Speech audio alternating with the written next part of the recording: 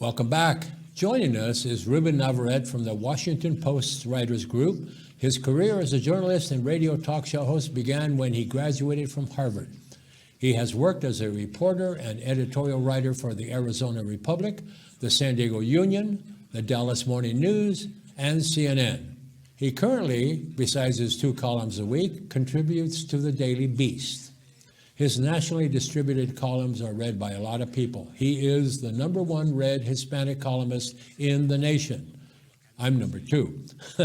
So viewers are assured of the best Hispanic political thought in the United States of America. Ruben, what do you think about Steve Bannon, former presidential advisor, being indicted by a federal grand jury for ignoring a congressional subpoena? Raoul, great to be back with you again. This is exactly what you said would happen a few weeks ago when we talked about this. You said that a congressional subpoena to testify was nothing to be messed with, and that Steve Bannon was risking being apprehended, arrested, and now being indicted for contempt of Congress. So I think it's significant that the Democrats are drawing a line. They're serious about holding people accountable for January 6th. They want to know what Steve Bannon knew, what Donald Trump told him. They want to know specifically about whether they can draw a direct line from the events of January 6th, this violent insurrection, to the former president. And they're doing it not just to look backward, but also to prepare for the future. And this idea somehow that President Trump may run for president again. So this is kind of a Democratic insurance policy, just in case he does that. But the other point of this, I think that's important, Raoul, is certainly there is a tension that exists in politics between looking backward and looking forward. And I think that likewise, Republicans oftentimes look backward when they should be looking forward. And a lot of the Republicans who think the last election was stolen, they're looking backward. And there's a debate going on in the Republican Party saying, no, we're never going to win that way. We have to look forward. And so that's the tension that exists. And for Democrats, they have a choice to make too. Do you guys want to continue to look at January 6th? Or do you want to look at things like the victory of Glenn Youngkin, the governor now and governor-elect in Virginia, and how it is that he won by talking about grocery tax and gas tax and education? Maybe those are what the things you should be focused on, not January 6th. I don't have an answer for this. I just know that there's a choice. Do you want to look forward or do you want to look backward? Well, I think, first of all, I think January 6th is one of the most important dates in American history, besides my birthday, January 15, 1941. But I really, really think so. And I think that there are legislative solutions to part of those problems that occurred on January 6th. And there is, for example, a tightening up of the insurrection law, which is it's over 200 years old. It was passed in the early 1800s, as I recall, I think 1807 or so.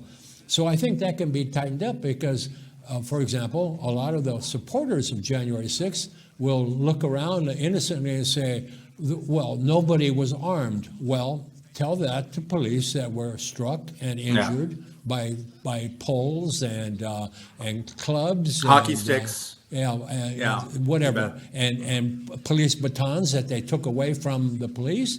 Yes, what kind of weapon you're armed with should be stipulated in a law. In other words, anything that if you touch another person, in this case an officer, with anything but your hands, that should be a separate charge. If you strike a federal officer, an FBI guy or an IRS guy, if you hit one, that is a federal crime unto itself, and that's with your fist, not with a weapon. That's another charge. All this is true. Accountability is important. You see it just this week, Raoul. You saw the story about the fighter, the street fighter who hit got the longest sentence so far. I believe it was 18 months. So that's good that you arrest these people, that you prosecute these people, that you hold them accountable. I'm talking about the effect of politics and how it plays up on politics, because just like there's a tendency among the Republicans to look back at the last election and say, oh yeah, that election was stolen. Donald Trump was really the person who was elected. We need to look at Arizona and we need to do an audit in Arizona of the election. there is a sense the parties kind of lose the electorate. They lose the voter because the voter is worried about their bills every month, month to month, and they're worried about real issues today, and they're not worried about January 6th anymore. So it's kind of a case where you could win the battle and lose the war. I agree with you. There should be accountability for January 6th. I also agree that it's a very dangerous strategy when either political party spends all their time looking backward and offers me nothing as a voter about what lies ahead looking forward. Well, I think politically, you're probably right. And the Biden administration so far has not reached that conclusion. But we're talking about Congress here. Congress has got a job to do, and that's one thing. But the Biden administration has totally screwed up their presentation to the public. I mean, this infrastructure bill so far hasn't affected anybody. But some money will start to be spent within the next few weeks by agencies.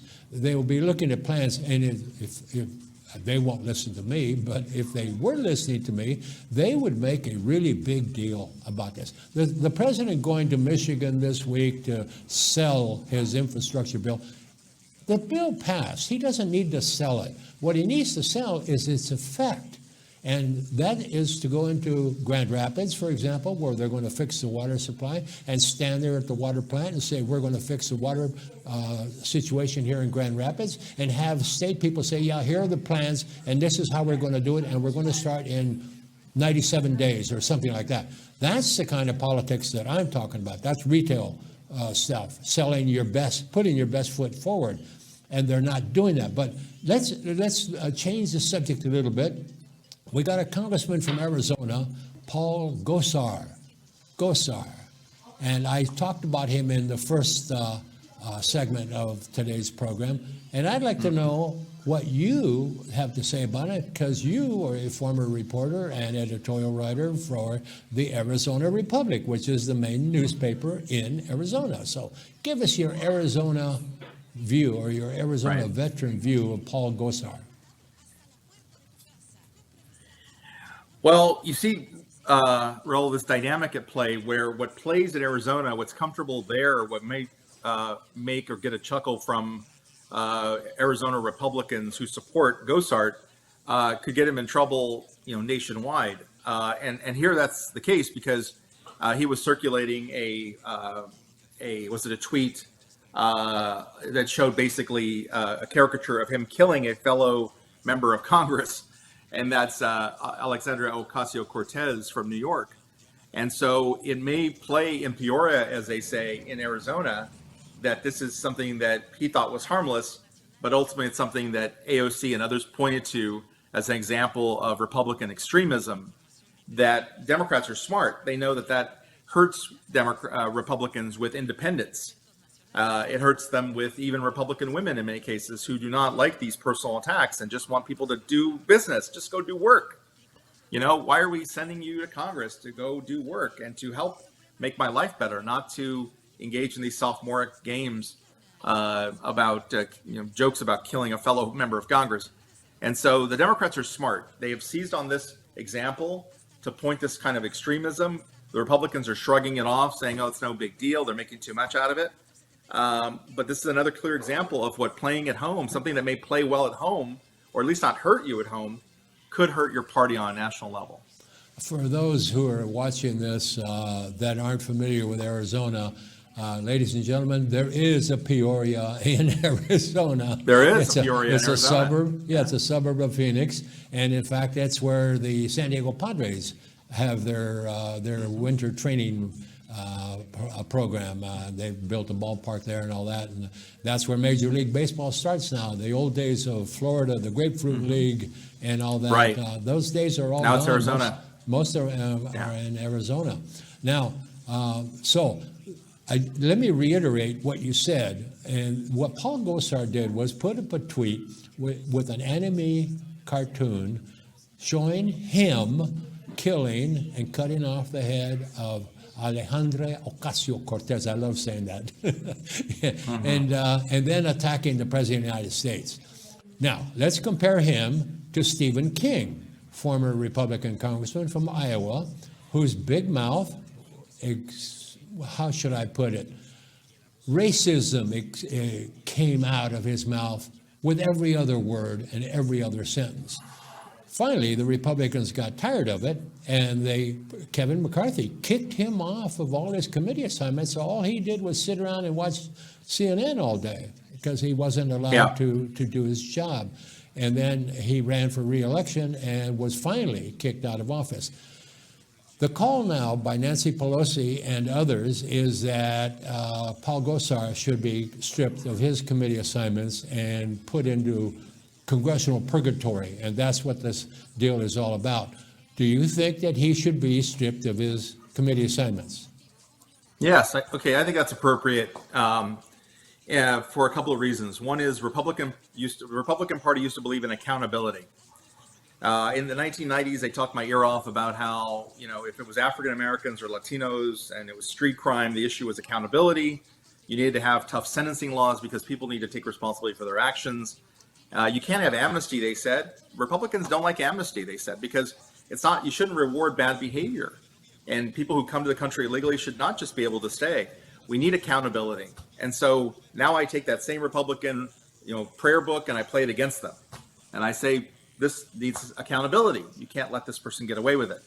But the other reason I think it's important is because of what we said earlier about January 6th. You have to understand that the idea of threatening violence against a member of Congress now, today, in November of 2021, means something different than it did 10 years ago, or even, a year ago, 2 years ago. So because of January 6th, it's much more plausible that some fanatic could look at this video and think it's okay to hurt members of Congress, literally try to storm the Capitol, yelling about the Vice President of the United States, hang Mike Pence.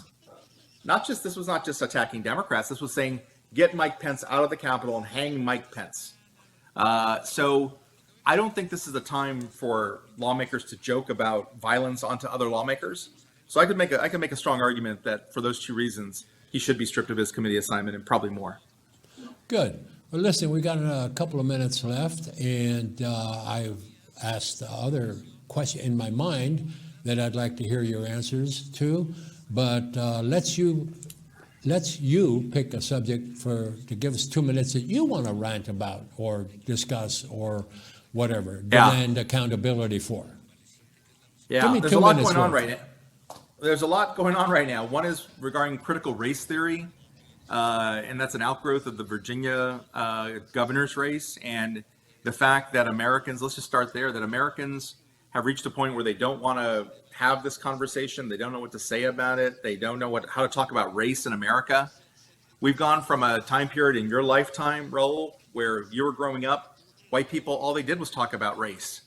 All they did was say, as a Mexican, you can't go into that barbershop or that swimming pool or that restaurant. And now we're at a different place at this point in your life where white people don't want to talk about race. And they don't want to talk about critical race theory, and they don't want to talk about race in education or public schools or any of these things. And they get nervous when you talk about things like systemic racism and policing. And so this has become now a national topic, a discussion, not just because of what happened in Virginia, but it's on my mind because I'm writing a column about it this week. And I'm just struck by the fact that Black people and brown people seem to have a better understanding of what critical race theory is than the white people who are against it. So I'm fascinated that a bunch of people are against something that they can't define. They can't explain it. They don't know what it is, but they know they don't like it. And that's where we are in America today. Well, let me just say that as a 9-year-old, I was in Texas on my first visit there of many, and a barber refused to cut my hair. And I was 9 years old. Now, you tell that to a white person, and they go, oh, that really happened? Yes, that really happened to me, And so anyway, Ruben Navarrete, we welcome you here periodically, and we trust that the audience does too. We now have a major statewide audience in the state of Baja California, so we have a lot of people watching this, and you're getting well known in your own backyard. Thank you, Ruben Navarrete, for being with us, and we will see you again in a couple of weeks. We're going to take a break now. Thank you, my friend.